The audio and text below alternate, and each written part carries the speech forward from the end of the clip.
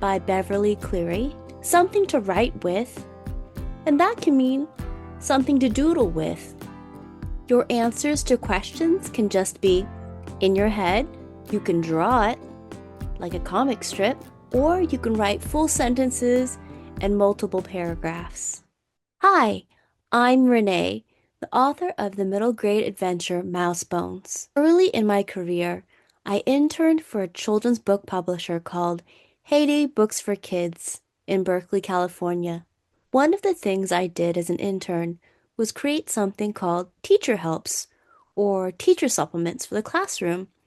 I made guides and sets of questions so teachers could have lively discussions with students and really dig deep into each book. I remember doing this for nonfiction books like Nature's Alphabet and a story about Humphrey, the real humpback whale who got turned around a bit before heading out to the bay again. The book I've chosen for today is not published by Heyday.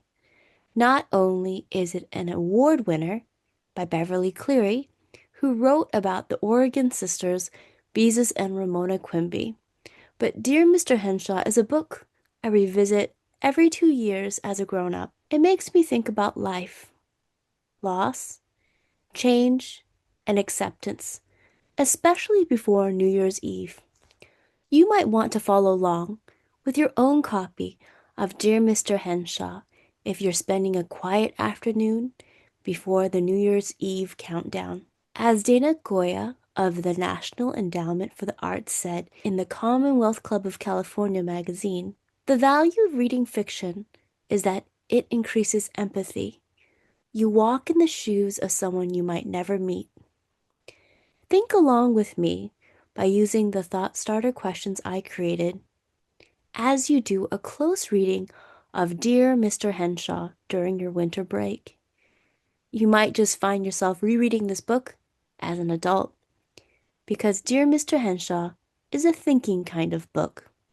Let's begin with Leigh's first letter. December 4th. Dear Mr. Henshaw, I'm sorry I was rude in the last letter when I finished answering your questions. Maybe I was mad about other things, like Dad forgetting to send this month's support payment. Mom tried to phone him at the trailer park where, as Mom says, he hangs his hat.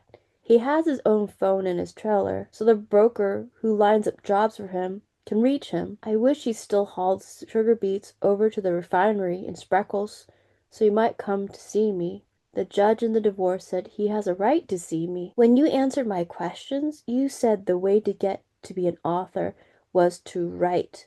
You underlined it twice. Well, I sure did a lot of writing, and you know what? Now that I think about it, it wasn't so bad when it wasn't for a book report or a report on some country in South America or anything where I had to look up things in the library. I even sort of miss writing now that I've finished your questions.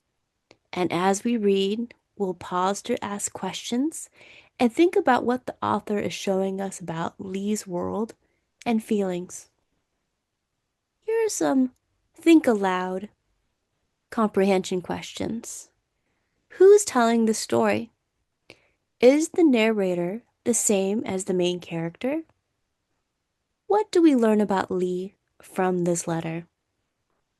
Sometimes life is hard.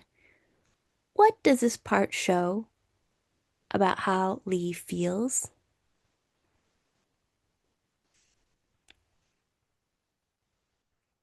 About authors. Have you ever received a reply from an author of a book you were reading?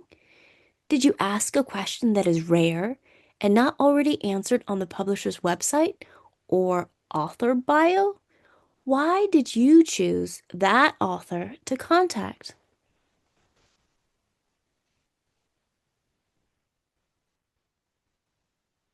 Recently, I received a reply from P.W. Catanese for The Thief and the Beanstalk, and I'm very excited to reread that letter. Characters and families. Leigh would like his dad back with his mom. Is it just up to the mom? Why or why not? Mom, do you still love Dad? Please don't ask me. she said.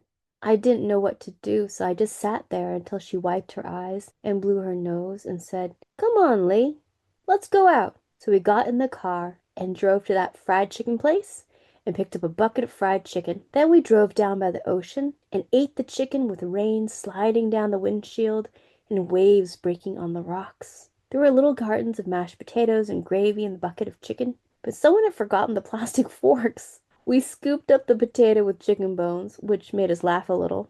Mom turned on the windshield wipers, and out in the dark, we could see the white of the breakers. We opened the windows so we could hear them roll in and break one after another. "You know," said Mom, "whenever I watch the waves, I always feel that no matter how bad things seem, life will still go on." That was how I felt too, only I wouldn't have known how to say it, so I just said, "Yeah." Then we drove home. I feel a whole lot better about Mom. I'm not so sure about Dad, even though, as she says, he has good qualities. I don't like to think that Bandit is a bum, but maybe Mom is right.